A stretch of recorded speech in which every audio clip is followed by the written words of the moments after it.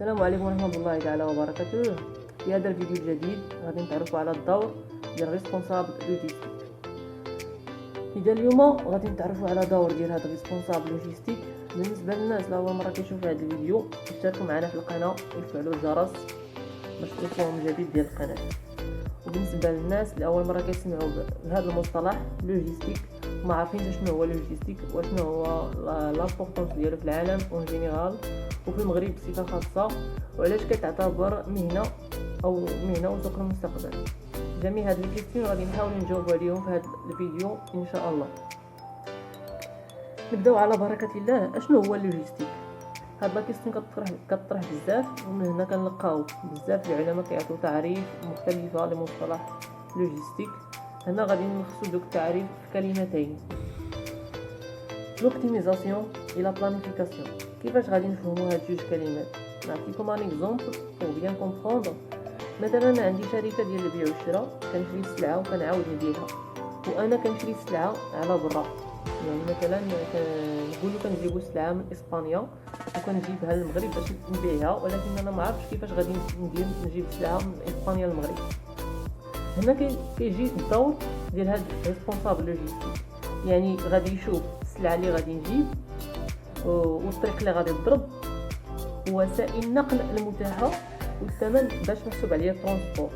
يعني كيدير واحد السير ديال واحد ديبلاسمون من دوله لدوله او من مدينه لمدينه اخرى في الوقت المناسب وبالجوده العاليه وبثمن مناسب، وهذا ما يسمى بلا بلانيفيكاسيون.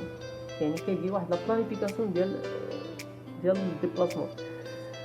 بالنسبه للوبتيميزاسيون، من خلال هاد لا بلانيفيكاسيون اللي كندير، يعني راه من خلال هاد لا بلانيفيكاسيون راه كندير معاه واحد لوبتيميزاسيون، يعني كنقلل من التكلفه ديال الترونسبور المكلفه ولا وقوع مشكل في السلعه. يعني خاص نوفر واحد الترونسبور يكون كابابل باش يجيب لي السلعه دون تعرضها لاي شيء، يعني وفي الوقت المناسب. يعني ما نضيعش الوقت، وكما كتعرفوا راه الوقت بالنسبه للشركات هما الفلوس. هاد الخدمه كتكون من عند البائع او الفورنيسور حتى كتوصل عند الكليان اللي هو الشاري. اصلا اللوجيستيك هو واحد العلم كيجيري ليا لي فلو، وكنوجد ثلاثه الانواع ديال لي فلو. كاين لو فلو فيزيك اللي هي لا مارشانديز، لا سيركيلاسيون ديال لا مارشانديز من عند البائع حتى كتوصل عند الكليان فينال. و لي فلو دانفورماسيون، يعني كيجي لي زانفورماسيون ديال عمليه البيع ولا كل ما يتعلق ب ديك لا كوموند. لي فلو فينونسيير، يعني كيسير ليا لارجون البينغا باش تكون جميع الاطراف متفقه على الوقت ولا الكاليتي والثمن. من هنا كتكون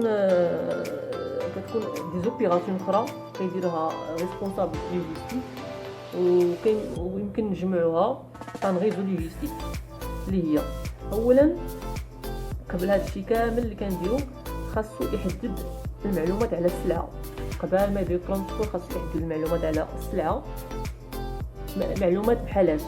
يعني كيعرف لا كونتيتي اللي غادي نجيب، الديمونسيون يعني كيعرف البوا، لونغور ديال لارجور.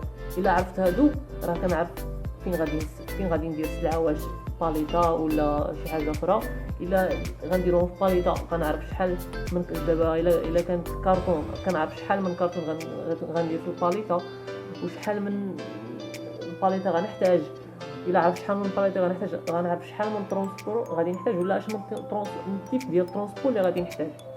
وكنعرف التيب ديال المارشانديز باش ناخذ بعين الاعتبار لي كونديسيون باش تجينا السلعه باحسن حاله. ثانيا نحدد الموقع ديال البائع والمشتري باش نسهل عليا عمليه الديبلاسمون. يعني نحدد الموقع ديال البائع والمشتري باش نسهل عليا عمليه ديال الديبلاسمون. ثالث حاجه اللي هي ستوكاج، اللي هي مهمه بزاف. هاد لابارتي مهمه بزاف.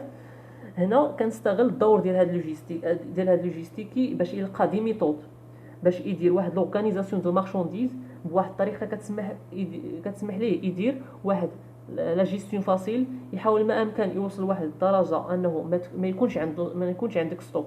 بالنسبه للشركات اللي عندها ستوك كتير راه كتعتبر بيغ دارجون، لان يمكن ديك السلعه تسالي ليها لا دات دو كونسوماسيون ولا تعرض للتلف، ونفس الوقت خاص ما يكونش عندك ريبيور ستوك، يعني ما نبقاش ان بان، يعني تجينا لا كوموند تلقى عندنا السلعه.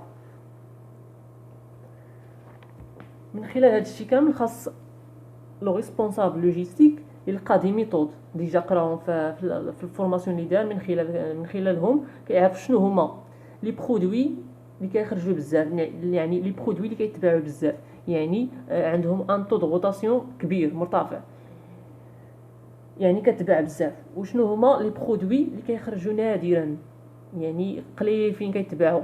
من هنا كيبني عليها طريقه باش يسير واحد الستوك ديالو في احسن الظروف. رابع حاجه اللي هي لورغانيزاسيون دو سيركيلاسيون دو مارشانديز، يعني التنظيم ديال انتقال السلعه. يعني كنختار اش من لي موين دو ترونسبور اللي غادي تكون سريعه وفي نفس الوقت ما تكونش غاليه. هنا كنلخصوا هاد العمليه في 3 المراحل.